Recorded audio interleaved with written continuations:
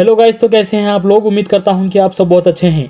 हमारे SD patch channel को subscribe कर लें क्योंकि हम हर हफ्ते ऐसे ही हॉरर कहानियों को लाते रहेंगे। तो चलिए शुरू करते हैं। ये कहानी सच्ची घटनाओं पर आधारित है, शिवानी के साथ घटी हुई, जो कि वो इसे आज तक भी भुला नहीं पाई।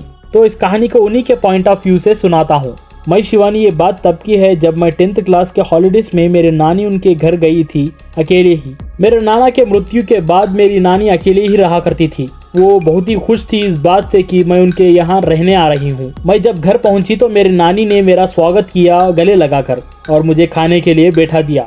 मुंह हाथ धोने के बाद मुझे मेरे माता पिता ने बहुत ही लाड़ों से पाला था और 3 बड़े भाइयों की एक लौती छोटी बहन थी। इसे मेरा एरोगेंस समझ लो या ईगो।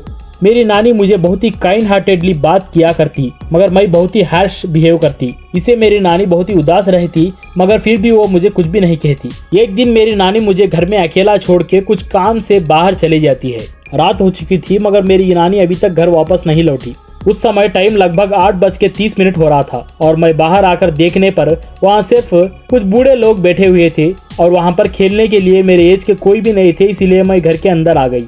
घर के अंदर सिर्फ मैं अकेले ही थी, इसीलिए बोर होके जाकर मैं बिस्तर पर लेट गई। इतने में ही किसी के चलने की आवाज़ आई। मैं समझी कि नानी घर वापस आ गए हैं, मगर वो चलने की आवाज़ के साथ साथ कुछ अजीबो गरीब जानवरों की भी आवाज़ आ रही थी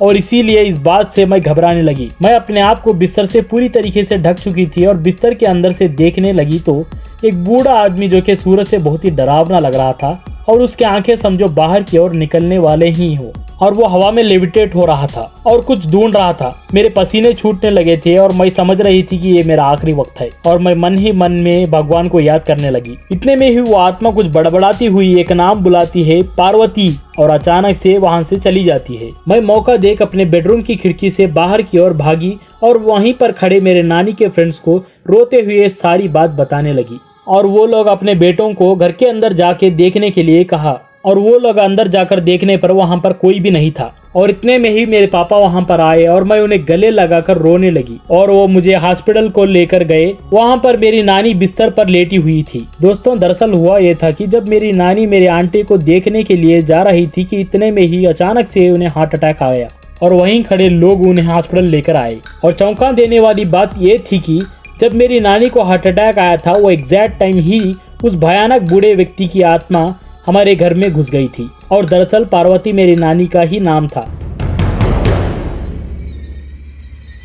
इसी तरह की कहानियां जानने के लिए हमारे चैनल को सब्सक्राइब करें, लाइक और कमेंट करना ना भूलें। मैं आपसे मिलूंगा अगली कहानी में, तब तक अपना ख्याल रखें। Thank you very much.